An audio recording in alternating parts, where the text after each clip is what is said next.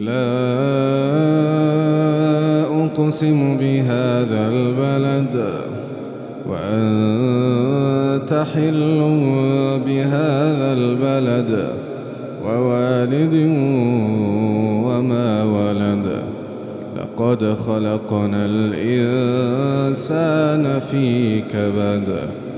أيحسب أن لن يقدر عليه أحد يقول أهلكت مالا لبدا أيحسب أن لم يره أحد ألم نجعل له عينين ولسانا وشفتين وهديناه النجدين فلاقتحم العقبة وما أدراك ما العقبة فك رقبة أو إطعام في يوم ذي مسغبة يتيما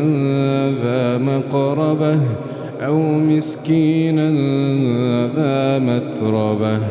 ثم كان من الذين آمنوا وتواصوا بالصبر وتواصوا بالمرحمة أولئك أصحاب الميمنة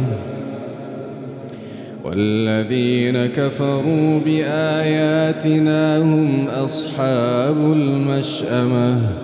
عليهم نار مؤصدة.